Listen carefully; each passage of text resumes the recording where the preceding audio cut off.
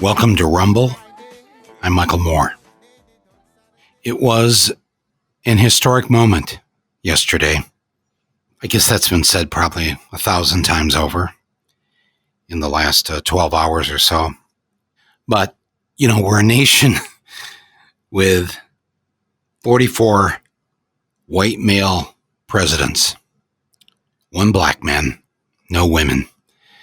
And the sense that we try our best to get a bit better every step along the way.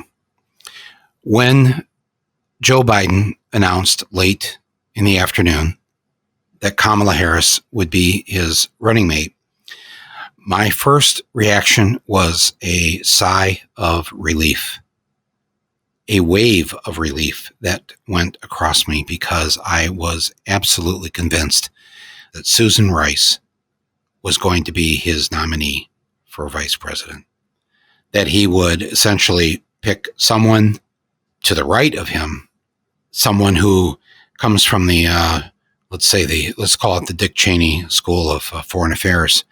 That might be a little harsh, but damn it, man, Susan Rice, I just thought, geez, this is going to be awful. And then it didn't happen.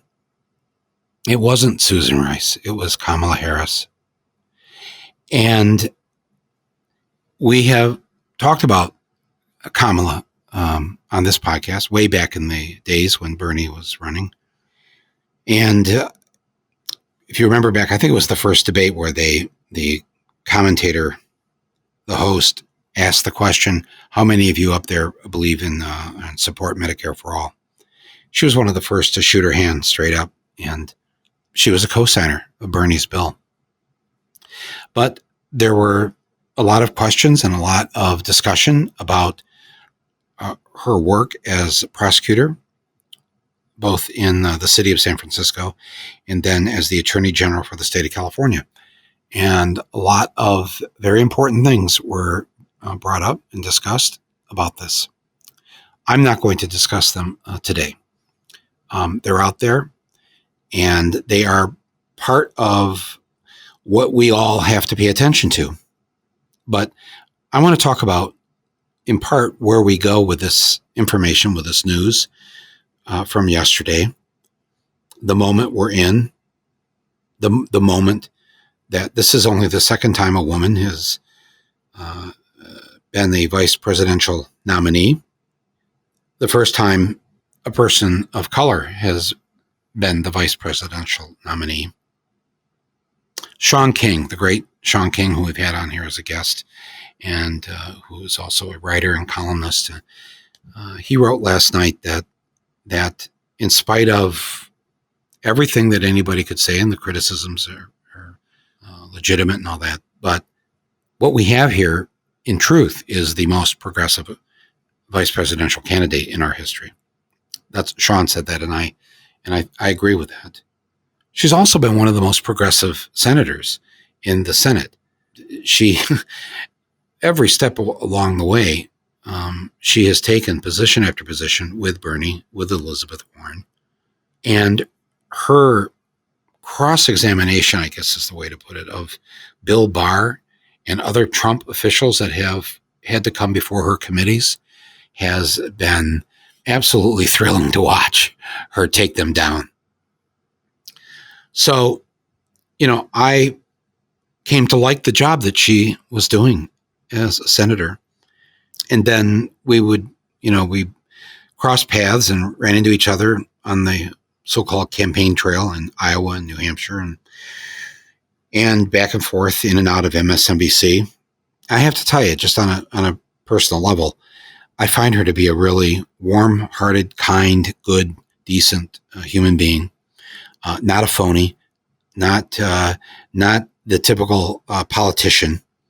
And I think I felt bad during the early part. I mean, she dropped out before the first caucus. Her opening rally when she announced in Oakland, California, tens of thousands of people there, was just the most amazing. More people than were at Barack Obama's big announcement that he was going to run for president in Springfield, Illinois. I thought it would come down between her and Bernie, or her and Bernie and Elizabeth. And the fact that she left, ran out of money, couldn't somehow come together. She was finding her way during the debates and trying to solidify what she really believed in and what she wanted to say. You could see it's a tough road. It's a tough road to be on. But, on a personal level, I've usually got my bullshit detector on pretty high.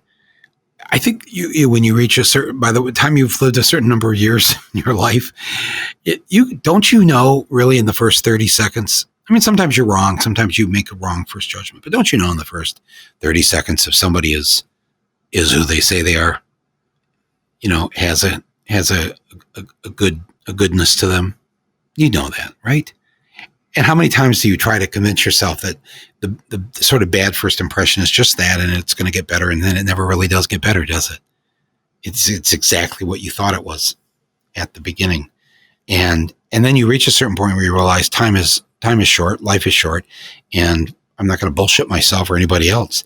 So running into her, talking to her, meeting her husband, meeting her daughter, and I thought California is well represented here with Kamala Harris. Why did Biden do it? Seriously, think about this.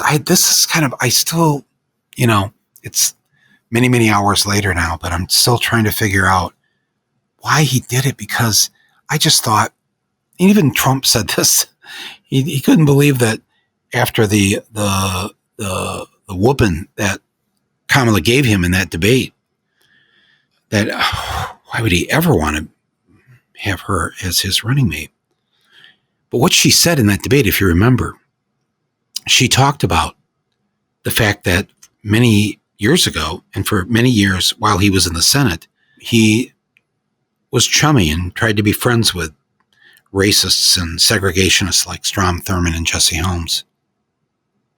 I think he gave the eulogy at one of their funerals, if I'm not mistaken. He was always wanting to be close to them. And I'm like, wow, why? And that's what she was saying to him. And she put him right on the spot. And it was, you could see, just embarrassing and humiliating for him. But she was speaking the truth.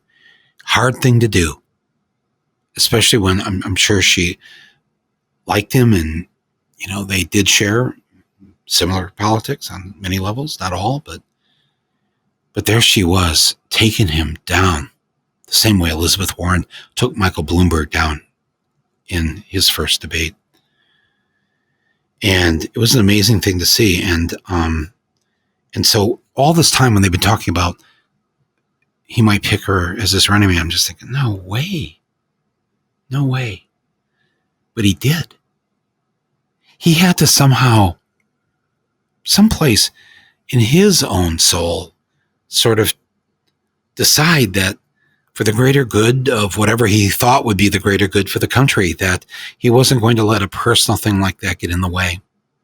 And maybe, just maybe, he too, in his own heart of hearts, knew that she was right. Maybe by that time he did regret being friends with these segregationists. That's just wrong. She had to tell him that on the stage.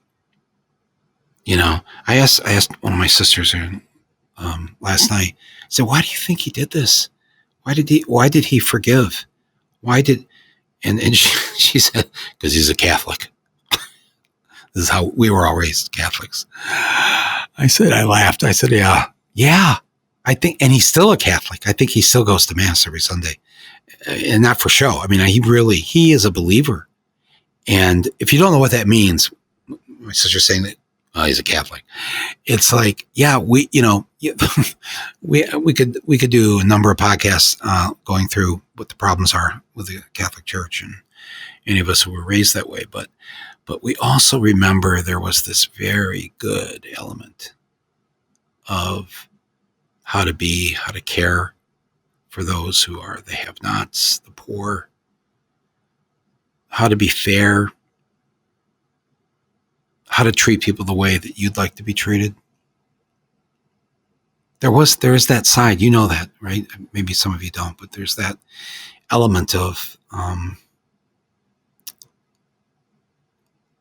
of Catholics that they don't like seeing wrong happening to people, harm,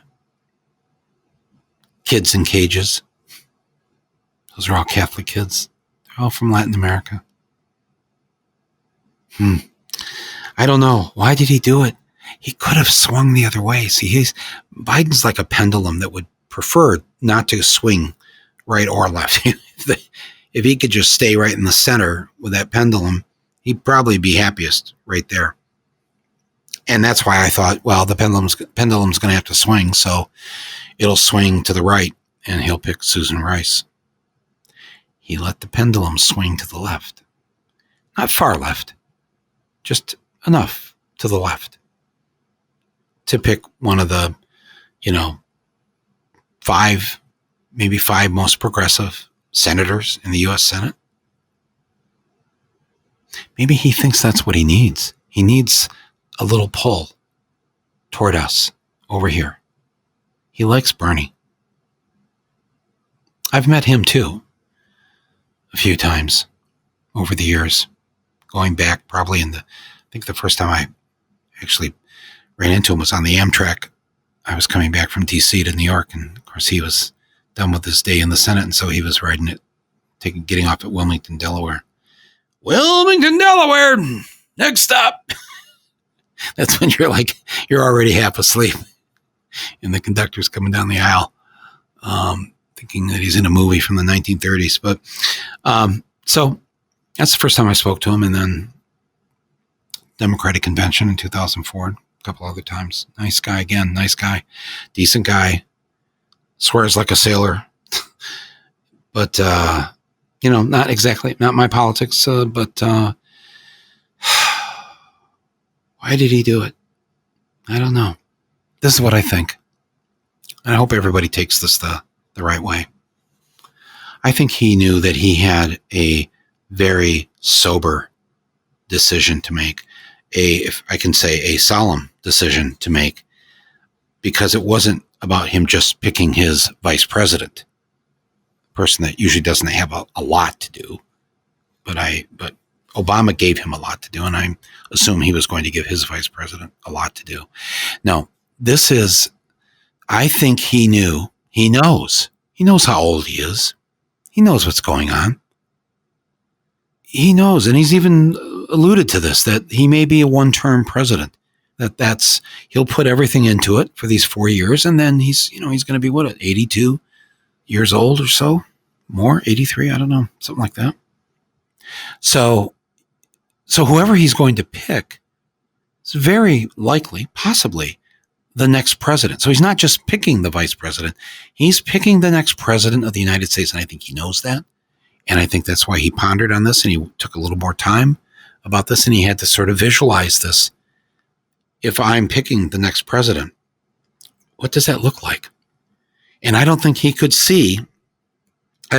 visualize President Susan Rice. That just doesn't work, does it? No, right? Just try it yourself. President Susan Rice.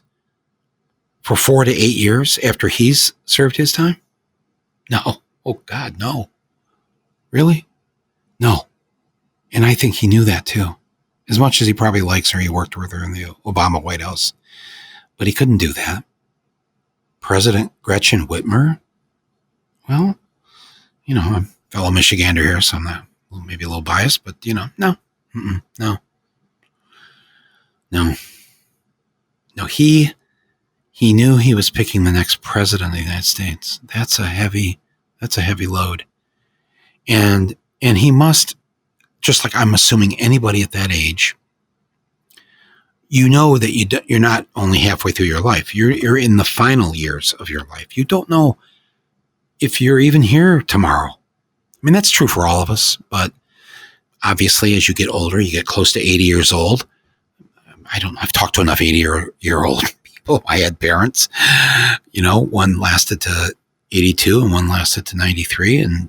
But yes, they were well aware in their 80s, even in their late 70s, that, this is probably winding up at some point here.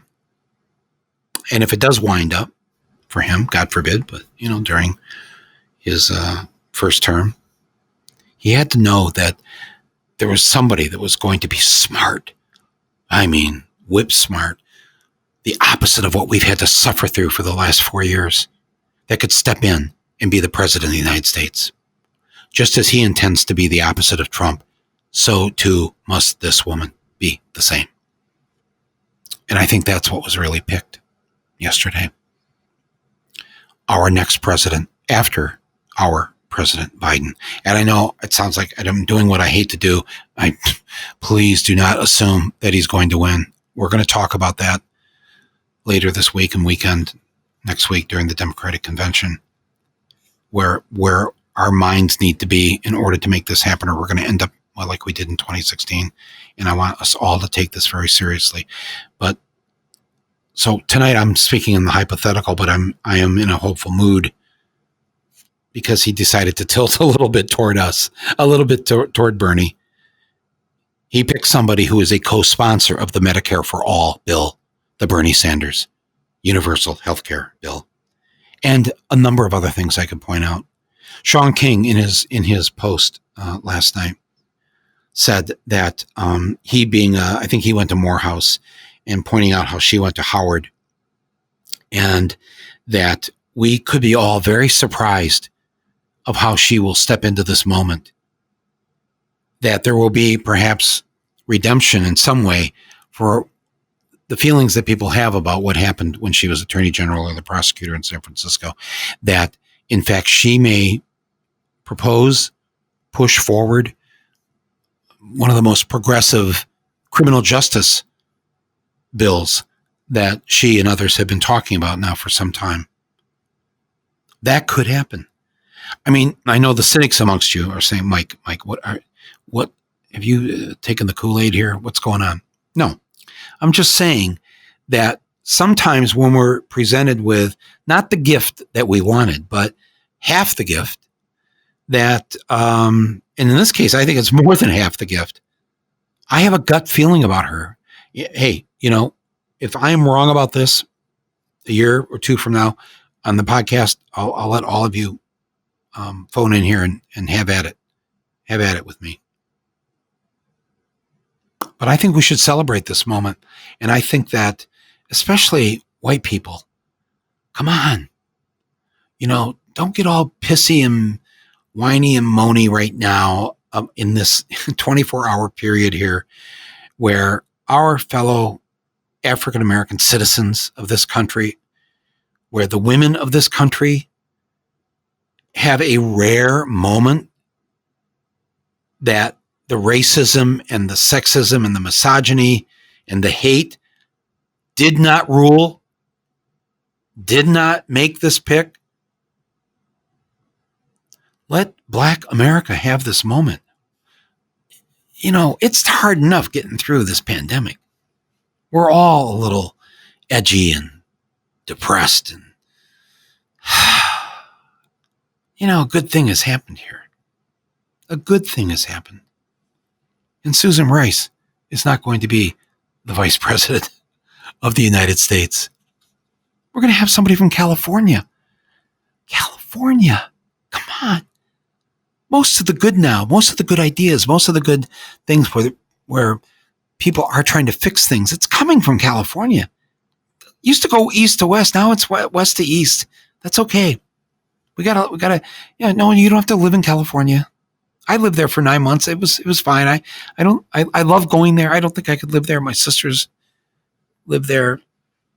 I have a couple nieces that live there. I have cousins that live there. They love it. I love going there, but it's probably not my cup of latte. But man, look at what's happened ever since they got rid of Republicans.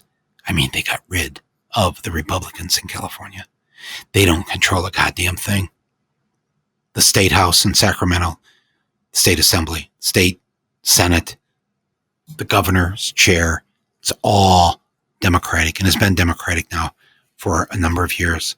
Secretary of State, the Attorney General, the whole apparatus is run by a fairly progressive big bunch of progressive Democrats. And they've done some good things. And we'll do something on California one of these days. It's something worth paying attention to.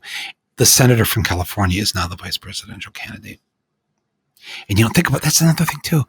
Biden didn't need to, they oftentimes will pick a vice presidential candidate to help win that state or that region. He doesn't need her. He's already won California. People in California, will you verify this? We already know who's going to win California. He didn't need Kamala Harris to win California. He didn't need Kamala Harris to win that region of the country. Oh, yeah, let me pick Kamala Harris because not only she'll help me with California, she'll help me with Oregon and the state of Washington. Because, I'm going to need help there in Seattle and Portland and Las Vegas. No, he doesn't pick her for that. He doesn't pick her for a political reason. I just think that's very interesting. And my friends, let me tell you this. The moment we are in right now in this country, on this planet, we are in a moment the likes of which I haven't seen in my lifetime. And I'm telling you, it doesn't mean there haven't been moments, but there is a convergence of moments right now with us, whether it's the pandemic we're in, whether it's the uprising that we're in, Black Lives Matter, whether it's the climate emergency that we're all so well aware of and need to fix immediately, whether it's the economic depression, and it is a depression and nobody will say it, but tens of millions of people have lost their jobs. Millions are not going to be able to pay the rent this month. We are in a depression. And we have these three viruses that I often speak of. The obvious one, COVID-19, that has now killed 165,000 Americans. That's 55 9/11s in terms of death. 55 9/11s. And no sign of it slowing down. As Dr. Red Leonard from Columbia University said on the podcast here a month or so ago, it could easily get up to 800,000 deaths and maybe 1 million if we don't take the measures we need to take. So we're in a real, between COVID-19, between the virus that is Trump, that's our second virus. We'll probably get rid of Trump before we get rid of COVID-19. And the third virus, that which gave us Trump. Trump just didn't fall out of the sky. We allowed this to happen. We created a society. We allowed an economic system that is cruel and greedy. And we are going to change our ways. I hear this from everybody. I know it's going to be better on the other side of this pandemic. But Trump and the Republicans, they are dangerous. They are dangerous, dangerous folks. And they have to be removed, not just Trump and Pence. We have to flip the Senate. With Biden in there, that means we need to flip at least 3 Senate seats. Let's go for 6. Let's make it good and safe. Republicans have to be removed from every position because they have to go to the timeout room. They refuse to stand up against Trump. In fact, they've stood with him. They've enabled him. And it has now killed tens of thousands of Americans. And yes, Biden and Harris have their flaws. We know what they are. And we're not going to ignore that. As Cornel West said on this podcast, I will vote for Biden, but I will not lie for Biden. And that's really what we all have to do. We have to get out there. We have to get people to the polls. We have to make sure people are going to be able to vote. We're going to have to fight Trump because he's going to try to interfere with that. And I'll get into that here in a few days. But we have no choice at this point.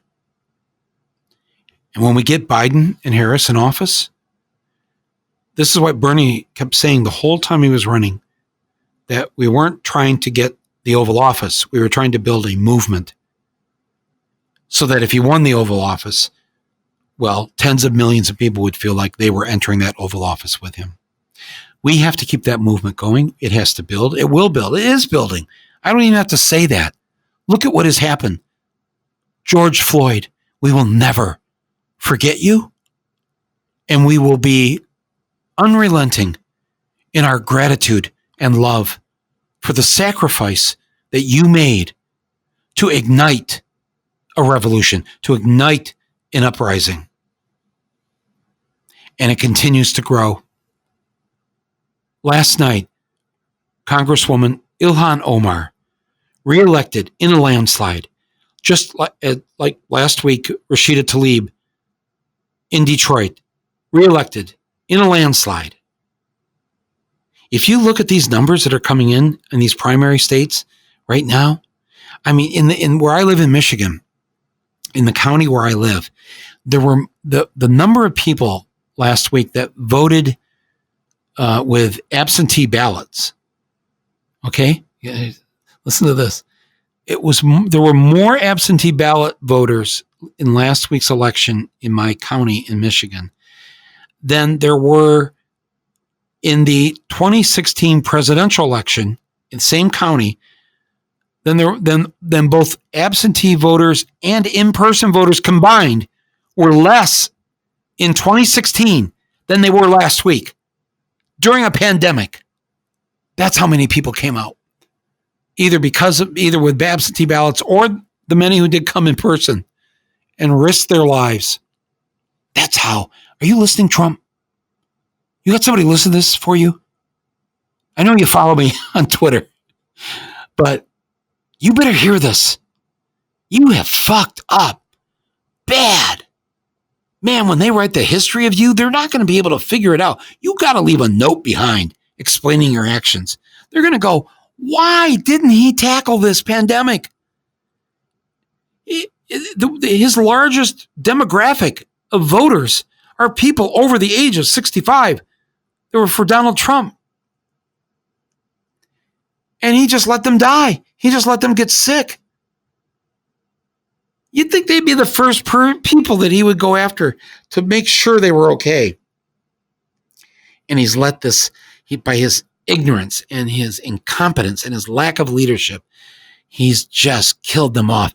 And he's got all these people in these red states, whether it's the biker convention in South Dakota last weekend or wherever they are, partying without their masks, getting together, thinking that the mask is a Democratic versus Republican thing. So they think to be good Republicans, to be good Trump supporters, don't wear a mask. And God knows I don't know if we'll ever know the number of how many of them killed themselves off. Trump, you encourage them to behave this way. These are your voters. Those rednecks on the bikes in South Dakota. Why would you kill off your own base of support? Historians are going to ask this question. They're going to hold seminars. They're going to write white papers on this. They're going to need to know. You're going to have to write something down. I know you're not going to be able to write a book, but get somebody to ghostwrite it, talk into a tape recorder. Just fucking tell the people in the future why you killed off your own voters, while at the same time trying to stop the people voting against you from voting, which only made them really mad. And they made sure that they got out to vote. No, instead, what's Trump doing? Every day he's complaining that now it's, Biden and Harris, but it's all Democrats are the, not only the enemy, what is he calls, he says, we're the radical left, the radical left mob, the radical left, right? It's just like he can't get all the protesters in the street. They're controlling Biden and Harris. They're controlling the Democratic Party, the radical left anarchist mob. He's so consumed with his belief that you and I, my friends, are behind all of this, that we are the puppet masters. We are pulling the strings of the DNC.